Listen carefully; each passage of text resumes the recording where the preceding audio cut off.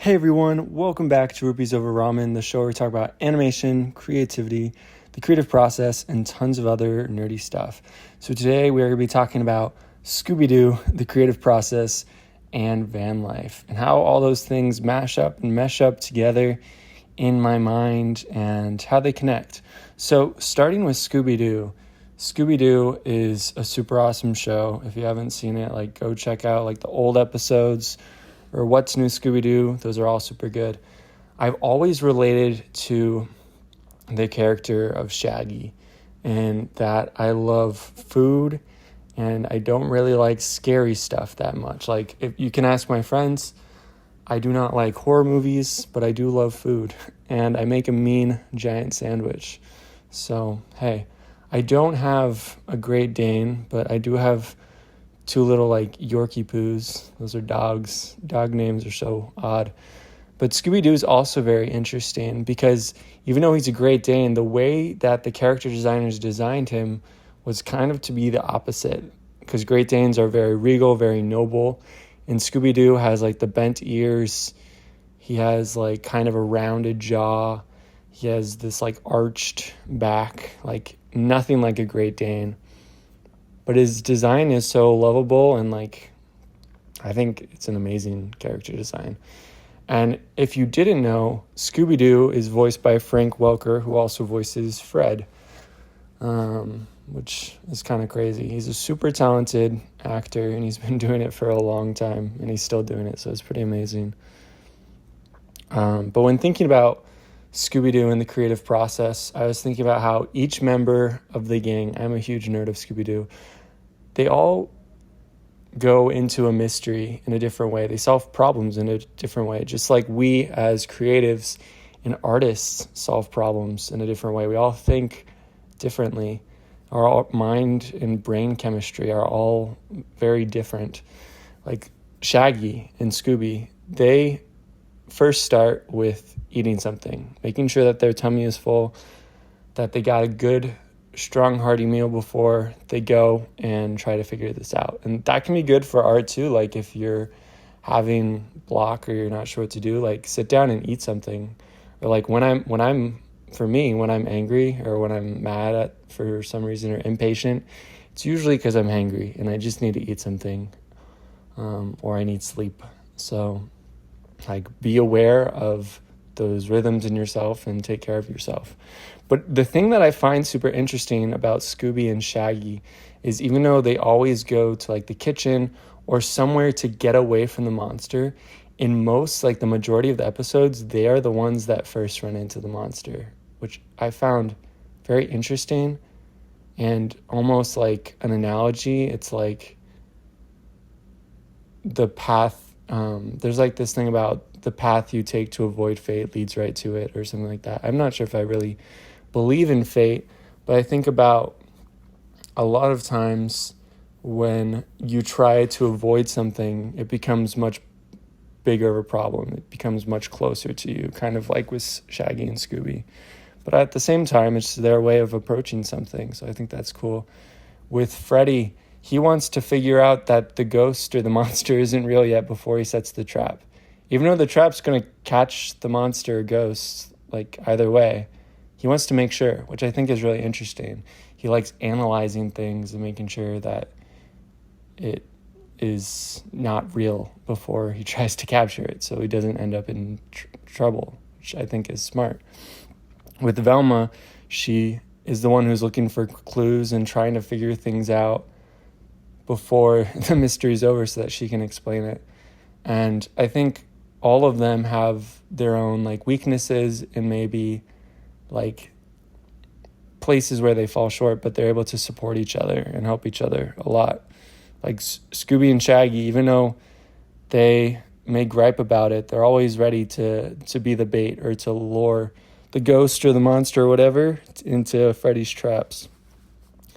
And with Daphne, even though she may just look like the pretty girl, a pretty face, she's very smart and very resourceful as well.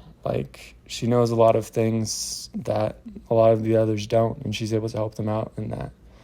And she goes at a mystery by listening to others and being with others and standing with them and being a support to them, which I think is really cool. And you're like, wow, like I've never looked at Scooby Doo this way. I love Scooby Doo, like I said before. And I think it's really cool also relating a bit to the creative process, how for them, every single episode is very similar. It's kind of the same structure. It's like you would think you'd get old of it, but I don't. Like, I don't know about you, but I don't. Like, I enjoy every moment of the episodes and the personalities of the character and who they are. It's just so awesome seeing that within this story. And it's actually been a huge inspiration for me in telling stories. I like telling stories with a gang or a crew or a team of people that are working together, and their strengths are filling the other's weaknesses, and they all have their own different gifts and talents and things that they can do better than anyone else to help people. But with this same structure, I think there's patterns also in our lives as creatives and as individuals. And if we are aware of those patterns and see those patterns, we're able to adjust to them, and we're able to adapt, and we're able to realize the things that can help us and the things that won't help us. And it's also really interesting how there's some episodes of Scooby Doo where the monster is real. And there's, like, in school and university, a lot of times that's just kind of practice for the quote unquote real world. And there's going to be consequences for our actions in our lives. And there's often that testing ground and figuring something out with a story or with a character. And it's like Austin Kleon talks about, there is a beauty in being, like, having a small following or being obsolete. Like, there's a beauty in that because you can experiment, you can try things out, and the monster isn't real in those times. Like, there is this kind of free, open range sandbox for you to play in. You're given a pile of Legos and you can make whatever you want with it, which I think is really awesome. And then the third thing that was mentioned was van life.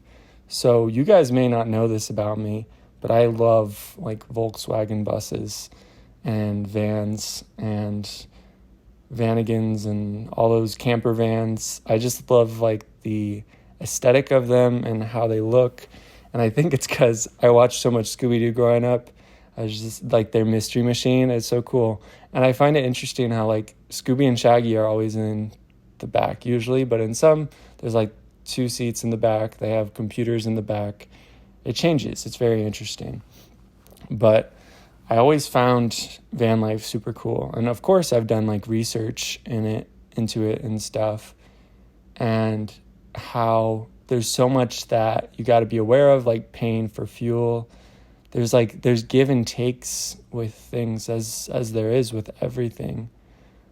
But I think the thing that excites me the most about it, and why I kind of wrote it into one of my stories, is how you're able to be somewhere different every day and have a different experience. It's kind of like a new episode's like how The Mandalorian started, where each new episode was a new planet, a new place, and a new situation, and a new mystery to be solved. Like Freddy says, looks like we got another mystery on our hands. And another thing you might have noticed from listening to my podcast is I say "like" a lot. And it's kind of like a filler word. But also I think it might be because I watched a lot of Scooby Doo and I related to Shaggy. And I think it'd be cool to be able to do his voice. I still can't quite do it. Sometimes I can do Scooby's voice, but I think all in all, it's really cool how these old shows, like the old Scooby Doos, were made a long time ago, like 1960s or 70s, something like that. It's like that's not my time period. Like, I was born in the 90s. I'm a 90s kid and grew up with, like, the Super Nintendo and stuff. But I also had Scooby Doo to be there as a support and something that I could watch as a little kid that inspired me and really gave me a love for mysteries and a little bit of the paranormal. Even though I'm not really into horror, I love like paranormal stuff like Gravity Falls and Over the Garden Wall and Scooby Doo. And it's taught me a lot about how having a strong group of people around you to support you and to be with you, and finding kind of your crew, your like mystery gang, the people that you're going to solve those mysteries with and figure out life with, like when you become an adult, when you leave, like when you're in college, when you're having roommates, when you're trying to figure things out, those people that are going to help you solve those mysteries. It's going to be such an amazing experience, and it can be so cool to get to know new people and make those new connections. And that's something that I would just invite all of you to do, is to seek out those new connections and be excited about those mysteries that come, to solve those mysteries. And I know it sounds corny, but in solving those mysteries, you're going to be able to learn a whole lot more about yourself. And if you're an artist or a creative or just an individual, you're able to come to know yourself better and how your mind works and how you do things. And if you do things by starting off with a sandwich, like there's nothing wrong with that. That is totally okay. Shaggy does it and he solves so many mysteries. He has an amazing group of friends behind him, and he's been a huge inspiration to me.